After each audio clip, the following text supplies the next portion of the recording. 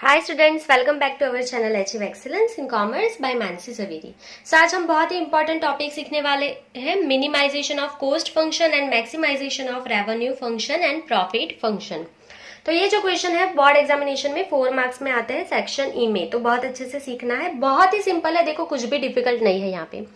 तो कंडीशन को लर्न करने से पहले कुछ बेसिक चीजें जो है वो मैं आपको बोलती हूँ। देखो, जब भी हम कोस्ट फंक्शन फाइंड करते, जब भी किसी का भी कोस्ट फंक्शन फाइंड करते, तो आप क्या सोचते? देखो, सपोज ये समझो कि ये पेन का आप प्रोडक्शन कर रहे हो, ये पेन जो है ना इसका प्रोडक्शन कर रहे हो।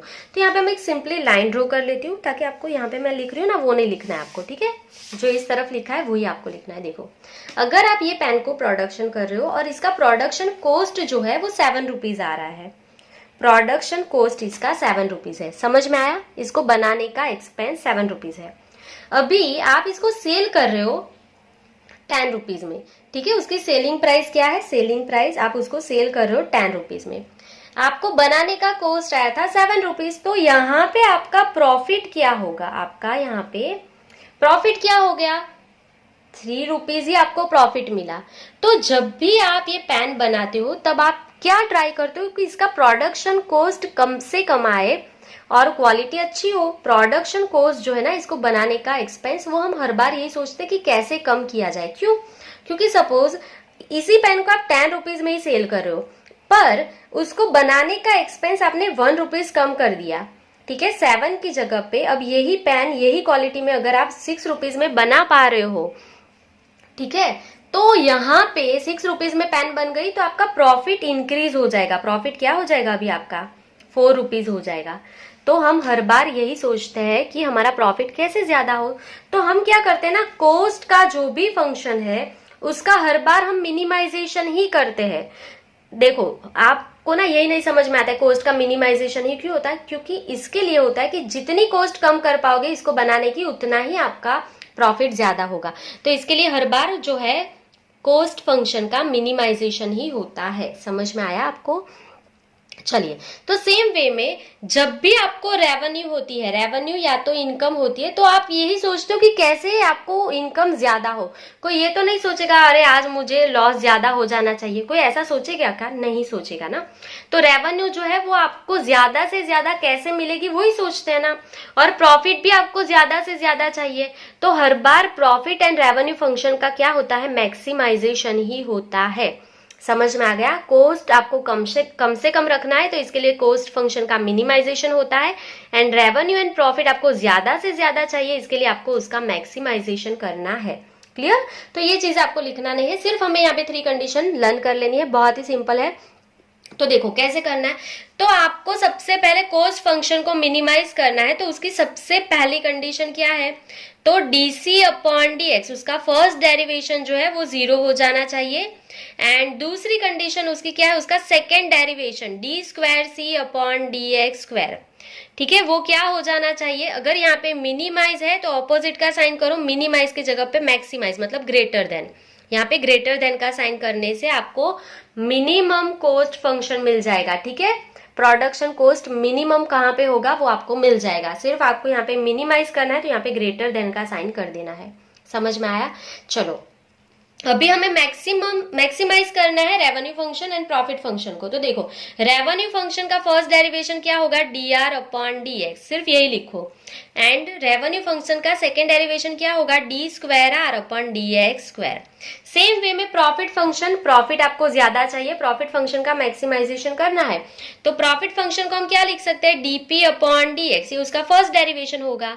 एंड सेकेंड डेरिवेशन क्या होगा? उसका D square P upon D X square. तो यहाँ पे देखो, दोनों कंडीशन में हर बार DC upon DX, DR upon DX, DP upon DX, ये तीन हर बार पहली कंडीशन जरूरी है कि इज इक्वल टू 0 हो जाए, फर्स्ट डेरिवेशन उसका 0 हो जाना चाहिए। क्लियर? एंड दूसरी कंडीशन क्या जरूरी है अभी? तो ये आपको समझ में आ ही गया होगा। अगर मिनिमाइज है तो ग्रेटर देन का साइन करेंगे, मैक्सिमाइजेशन करना है तो ऑपोजिट लेस देन का साइन कर दो, दोनों में लेस देन 0। तो ये हो गई आपकी कंडीशन, बहुत ही सिंपल थी। तो डीसी अपॉन डीएक्स जीरो, यहाँ पे DR upon DX zero, DP upon DX zero. And minimise करना है तो second derivation is greater than zero, minimise करना है तो ग्रेटर देन जीरो, ठीक है। मैक्सिमाइजेशन करना है तो उसका second derivation less than zero, यहाँ पे भी मैक्सिमाइजेशन करना है, प्रॉफिट का मैक्सिमाइजेशन ही होता है। कभी हम ये नहीं सोचते कि प्रॉफिट कम मिलेगा, कैसे कम मिलेगा, ये हम कभी भी ट्राई नहीं करते। तो प्रॉफिट मैक्सिमाइजेशन के लिए उसका second derivation less than zero, maximise है तो लेस देन, मिनिमाइज करना है तो ग्रेटर देन का साइन कर दो। तो ये आपकी कंडीशन कंप्लीट हो गई। अभी आपको ये कंडीशन समझ में आ गई तो आपको सम भी समझ में आ जाएंगे। अभी आगे देखना, अच्छे से मैं एक्सप्लेन कर रही हूँ। अभी ये कंडीशन हो गई। अभी आर के लिए यहाँ पे मैं फॉर्मूला लिख रही हूँ, आपको ये भी लर्न कर लेना है। आर का फॉर्मूला हम यहाँ पे लिख लेंगे। अगर आपको आर नहीं दिया है तो मैंने आगे भी सिखाया है। आर का फॉर्मूला है एक्स इंटू पी, ठीक है। आर का फॉर्मूला आगे भी मैंने सिखाया है, एक्स इंटू पी। यहाँ पे प्रॉफिट फंक्शन पी नहीं दिया है तो पी कैसे फाइंड करोगे? तो आपको पी नहीं दिया होगा तो आपको क्या दिया होगा? रेवेन्यू एंड कॉस्ट दे दिया होगा, रेवेन्यू एंड कॉस्ट दे दिया होगा। तो प्रॉफिट कैसे मिलता है? प्रॉफिट कैसे मिलता है? तो देखो हमने किया ही है। प्रॉफिट कैसे मिलेगा? अगर आपने 10 रुपीज में पेन सेल की है, उसमें से 6 रुपीज जो उसको बनाने का प्रोडक्शन कॉस्ट आया है उसको माइनस कर दो। तो 10 में से 6 माइनस किया तो प्रॉफिट पी मिल गया ना। तो बस यही पी का फॉर्मूला बन गया। आपने क्या किया? सेलिंग प्राइस मतलब रेवेन्यू आर, आर में से उसको बनाने का एक्सपेंस माइनस कर दो, सी कॉस्ट माइनस कर दो, तो प्रॉफिट मिल जाएगा। तो ये अकाउंटिंग के टर्म में हमने लिखा था, ये स्टेटिस्टिक्स के टर्म में हमने लिख लिया, ठीक है। तो पी का फॉर्मूला मिल गया, आर माइनस सी। रेवेन्यू आपको दे दिया होगा, उसमें से कॉस्ट फंक्शन सी माइनस कर दो, जो आएगा वो आपका प्रॉफिट फंक्शन पी होगा। समझ में आया? तो बस इतना आपको अच्छे से लर्न कर लेना है। अभी हमें क्या करना है, सम में देखो, अभी आगे जो भी मैं बोल रही हूँ ना वो अच्छे से दिमाग में बिठा लोगे ना, एक भी सम में मिस्टेक नहीं होगा। अभी सम में क्या करना है तो देखो, मैंने आपको, देखो अभी आपको तो इतना ही लिखना है, अभी मैं सिर्फ एक्सप्लेनेशन दे रही हूँ। तो अभी मैं यहाँ पे एक लाइन पूरी ड्रॉ कर लूंगी ताकि आपको लिखने में प्रॉब्लम ना हो। सिर्फ आपको 1, 2 एंड 3 कंडीशन विथ फॉर्मूला यहाँ तक लिख देना है। अभी देखो आपको लर्न होगा कि जब हमने minimisation and maximisation of function किया था तब उसके 4 स्टेप कैलकुलेट किए थे। वो 4 स्टेप यहाँ पे मैं लिख रही हूँ, अच्छे से देखो, रिवाइज कर लो, उसके बाद ये वाला सिखाती हूँ। तो पहले हमने 4 स्टेप में क्या किया था? अगर y का डेरिवेशन है तो हमने पहले dy अपॉन dx किया था, पहला डेरिवेशन किया था, फर्स्ट डेरिवेशन, ठीक है। ये कौन सा लिख रहे हैं हम? मिनिमाइजेशन एंड मैक्सिमाइजेशन फंक्शन के 4 स्टेप लिख रहे हैं। अगर आपको वो आते हैं ना तो ये सम भी आ जाएगा। सेकेंड स्टेप में हमने dy upon dx is equal to 0 लिया था, पता है ना आपको। फिर थर्ड स्टेप में सेकेंड डेरिवेशन किया था D square Y upon D X square, ठीक है। और यहाँ पे x की जो भी 2 वैल्यूज आपको मिली थी उसको 1 by 1 अप्लाई किया था। x की 2 वैल्यू हमने यहाँ पे 1 by 1 अप्लाई किया था सेकेंड डेरिवेशन में। समझ में आया? और लास्ट हमारा 4 स्टेप था जिसमें हमारा फंक्शन y होता था, उसमें हमने x की दोनों वैल्यूज अप्लाई की थी। तो हमें क्या मिल रहा था? Minimum and maximum value function की मिल गई थी। तो ये हमारे 4 स्टेप थे, ये आपको लर्न हो गए होंगे। अभी यहाँ पे भी यही करना है सेम, अभी यहाँ पे भी हमें यही सेम करना है। देखो ये वाले सम जब होंगे ना, मिनिमाइजेशन ऑफ कॉस्ट फंक्शन करो या maximisation of revenue and profit करो, तो यहाँ पे भी यही सम होगा, यही रिपीट करना है। तो पहला स्टेप क्या होगा? फर्स्ट डेरिवेशन, मतलब अगर कॉस्ट का है, रेवेन्यू का है या प्रॉफिट का है, कोई भी है, अगर यहाँ पे कॉस्ट का है तो डीसी अपॉन डीएक्स फाइंड कर लेना है सम में। अगर वो रेवेन्यू का है तो डीआर अपॉन डीएक्स फाइंड कर लो पहले स्टेप में। अगर वो प्रॉफिट फंक्शन है तो डीपी अपॉन डीएक्स फाइंड कर लेना है पहले स्टेप में। समझ में आया? मैं बहुत ही शॉर्ट में लिख रही हूँ क्योंकि ये सम यही है, यही 4 स्टेप को फॉलो करना है, ठीक है। तो अभी दूसरे स्टेप में आपको क्या करना है? ये जो पहला आंसर आया है इज इक्वल टू 0 लिख दो। तो डीसी अपॉन डीएक्स फाइंड करना है तो इज इक्वल टू 0 कर दो। अगर आपने रेवेन्यू फंक्शन फाइंड किया है तो DR upon DX is equal to 0 ले लो सेकेंड स्टेप में, या तो प्रॉफिट फंक्शन फाइंड करो तो डीपी अपॉन डीएक्स 0 ले लो। तो देखो यहाँ पे भी 0 लिया था, यहाँ पे भी 0 लिया था, सेम स्टेप है। तो यहाँ पे सिर्फ देख लो, अगर आपने डीसी अपॉन डीएक्स 0 लिया तो ये पहली कंडीशन आपकी कंप्लीट हो गई। अगर ये 0 लिया, ये देखो आपकी पहली कंडीशन कंप्लीट हो गई सेकेंड स्टेप में ही। समझ में आया? तो सेकेंड स्टेप आपको सेम ही रखना है। अभी देखो यहाँ पे आपको एक्स की 2 वैल्यूज मिलती थी, यहाँ पे कोई ही समय ऐसे होंगे जहां पे 2 वैल्यूज मिलेगी, अदरवाइज आपको x की एक ही वैल्यू मिलेगी, x की कोई भी एक वैल्यू मिल जाएगी। यहाँ पे 2 वैल्यूज मिलती थी, यहाँ पे कोई ही समय ऐसे होंगे जिसमें x की आपको 2 वैल्यूज मिलेंगी, अदरवाइज तो आपको एक ही वैल्यू मिलेगी x की। ठीक है, ये मिल गया। उसके बाद थर्ड स्टेप में आपको सेकेंड डेरिवेशन यहाँ पे किया था, यहाँ पे भी सेकेंड डेरिवेशन करना है। तो यहाँ पे सी का सेकेंड डेरिवेशन मतलब कोस्ट फंक्शन का सेकेंड डेरिवेशन क्या होगा, D square C upon D X square, ये होगा, ये फाइंड कर लेना है। अगर आपने D R upon D X मतलब रेवेन्यू फंक्शन फाइंड किया है तो D square R upon D X square find कर लो, और D square P upon D X square, ये तीनों में से कोई एक फाइंड करना है। सेकेंड डेरिवेशन यहाँ पे भी किया था, यहाँ पे भी सेकेंड डेरिवेशन कर लो।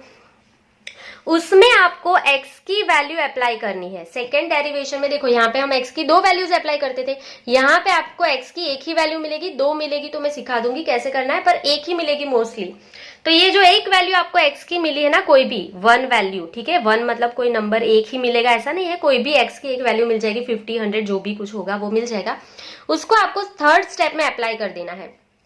जब भी आप x की वैल्यू थर्ड स्टेप में अप्लाई करोगे तो फाइनली जब आपका D square C upon D X square आपको मिलेगा तो वो ग्रेटर देन जीरो होगा। ये x की वैल्यू अप्लाई करने से ये ग्रेटर देन जीरो हो जाएगा और ये दोनों लेस देन जीरो हो जाएंगे। थर्ड स्टेप में ये हो जाएगा तो आपकी ये सेकेंड कंडीशन थर्ड स्टेप में ही कंप्लीट हो जाएगी। समझ में आया? ये आप x की वैल्यू अप्लाई करोगे ना तो ये ऑटोमेटिकली हो ही जाएगा, वो मैं सब में आपको सिखा दूंगी, सिर्फ आप समझ लो इतना।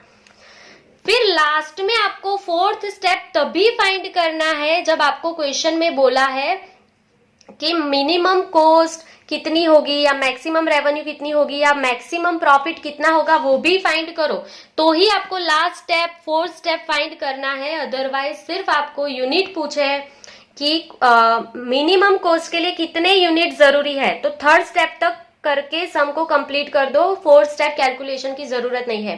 देखो मैं रिपीट कर रही हूँ बार बार, स्टूडेंट को यही समझ में नहीं आता है कि थर्ड स्टेप तक करना है या फोर्थ स्टेप करना भी है या नहीं। तो सिर्फ आपको यूनिट्स ही पूछे हैं कि कॉस्ट मिनिमम करने के लिए कितने यूनिट जरूरी है या रेवेन्यू मैक्सिमाइजेशन के लिए कितनी यूनिट जरूरी है या प्रॉफिट मैक्सिमम कितने यूनिट पे मिलेगा। तो थर्ड स्टेप तक ये कंडीशन पूरी हो जाएगी तो आपका सम भी कंप्लीट हो जाएगा। अगर स्टेप में आगे आपको क्वेश्चन में ये पूछा है कि मिनिमम कॉस्ट कितनी होगी, मिनिमम कॉस्ट कितनी होगी या मैक्सिमम रेवेन्यू कितनी होगी, मैक्सिमम रेवेन्यू कितना होगा या मैक्सिमम प्रॉफिट कितना होगा, also find minimum cost, also find maximum revenue, कोई एक ही होगा। हाँ, सब में ये तीनों तीन एक साथ नहीं होंगे, एक ही होगा। अगर कॉस्ट वाला है तो ये पूरा होगा, रेवेन्यू वाला है तो ये सेकंड स्टेप बीच में लिखा है वो होगा, और प्रॉफिट है तो ये थर्ड स्टेप लिखा है। मैंने तीनों तीन एक साथ में आपको समझा दिया है। तो ये तीनों में से कोई एक फाइंड करना होगा तो ही आपको फोर्थ स्टेप फाइंड करना है, और ये फोर्थ स्टेप तो आपको आता ही है। फोर्थ स्टेप में आपको क्या करना है, तो आपको यहाँ पे सी फंक्शन दे दिया होगा, उसमें आप एक्स की वैल्यू अप्लाई कर दो तो हो गया। सी फंक्शन आपका क्वेश्चन होगा, उसमें आप वैल्यू अप्लाई कर दो। ये यहाँ पे आर है तो आर का फंक्शन दिया होगा, उसमें एक्स की वैल्यू अप्लाई कर दो, और यहाँ पे अगर डीपी अपॉन डी एक्स मतलब प्रॉफिट फंक्शन वाला सम है तो पी दे दिया होगा क्वेश्चन में, तो पी में आपको वैल्यूज अप्लाई कर देनी है।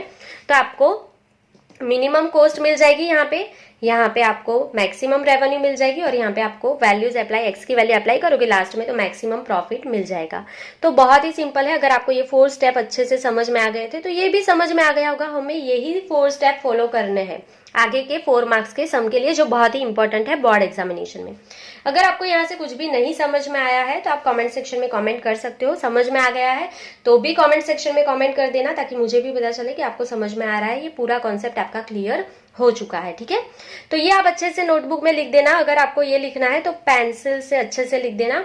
ठीक है, पहले सी फंक्शन के लिए 4 स्टेप, फिर बीच में लाइन ड्रॉ कर लेना, रेवेन्यू फंक्शन के लिए लाइन ड्रॉ करके फिर प्रॉफिट फंक्शन के लिए। तो ये आपके हर एक 4 स्टेप कंप्लीट हो गए हैं। सो आज के लिए बस इतना ही। Thank you for watching, keep learning, take care.